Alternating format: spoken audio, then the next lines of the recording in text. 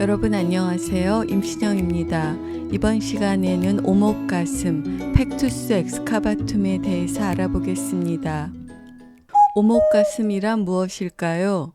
오목가슴은 앞 가슴이 함몰되어 있는 선천성 기형을 이야기합니다. 오목가슴은 앞 흉벽, 가슴이 선천적으로 과도하게 함몰된 기형을 이야기합니다.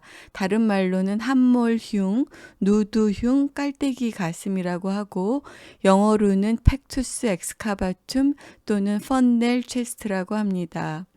흉골의 선천성 기형 중에 가장 흔한 병이고 보통 출생 직후부터 나타나고 나이가 들면서 점점 진행하는 것이 보통입니다. 사춘기가 되면서 더 진행하는 것이 일반적입니다. CT 사진인데 흉벽이 함몰되어 있는 것을 오목가슴이라고 합니다. CT 사진인데 흉벽의 아랫부분이 함몰되어 있는 오목가슴을 보여주고 있습니다. 이러한 오목가슴은 고대에서부터 기록되고 있습니다. 이것은 고대 이집트 무덤에 있는 부조에 기록되어 있는 흉벽 기형인데 앞쪽 흉벽이 함몰되어 있는 오목가슴입니다. 이태리의 화가인 레오나르도 다빈치는 1510년에 이와 같은 오목가슴에 대한 그림을 남겼습니다. 오목가슴이 있는 것이고 이 경우는 대칭적인 오목가슴입니다. 오목가슴이 있는데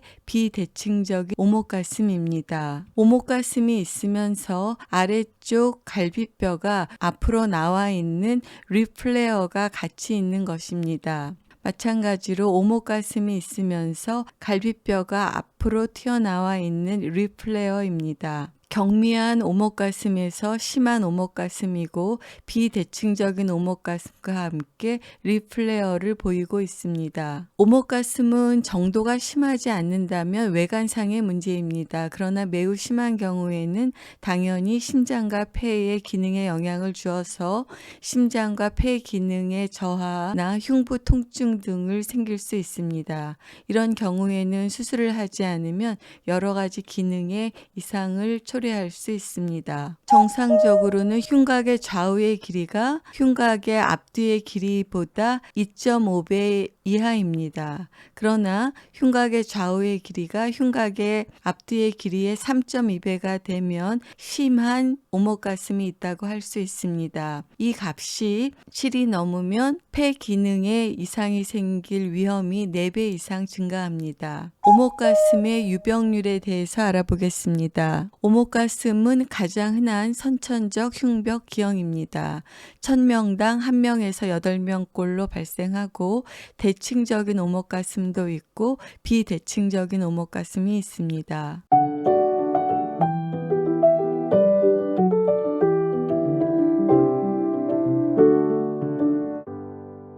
오목가슴의 원인에 대해서 알아보겠습니다. 오목가슴의 발생 기전은 갈비에 있는 연골이 과다 성장돼서 갈비뼈에 있는 연골이 뒤틀리고 가슴 안쪽으로 앞가슴이 함몰되는 것으로 알려져 있지만 아직까지 정확한 발생 기전에 대해서 명백히 밝혀진 것은 없습니다. 오목가슴은 4배에서 8배 남자아이가 더 많이 생깁니다.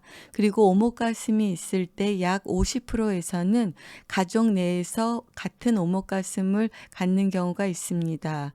즉 50%에서 가족력이 발견됩니다. 오목가슴은 오목가슴만으로 발견되는 경우도 있고 오목가슴이 다른 질환과 동반되기도 합니다. 마르판 증후군이나 엘러스탄로스 증후군과 같은 결체 조직 질환 또는 골 형성 부전증 그리고 누난 증후군과 터너 증후군 등에서 오목가슴을 동반할 수 있습니다.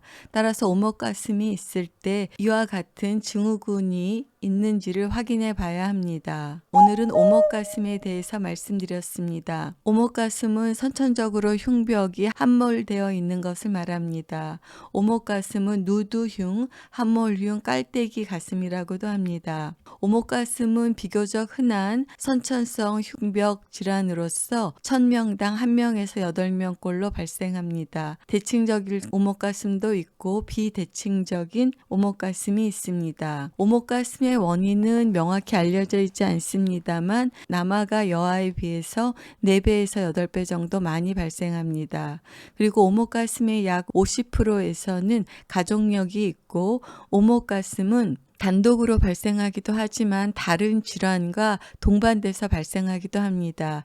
예를 들면 마르판 증후군, 엘러스탄로스 증후군과도 동반될 수 있습니다. 또는 골 형성 부전증, 오스테오제네시스 임퍼펙타 또는 누난 증후군이나 터너 증후군들과 동반되는 경우가 있어서 오목가슴이 있을 때 동반되는 다른 질환이 있는지를 확인해 봐야 합니다. 다음 시간에는 오목가슴의 치료에 대해서 알아보겠습니다. 여러분 경청해 주셔서 감사합니다.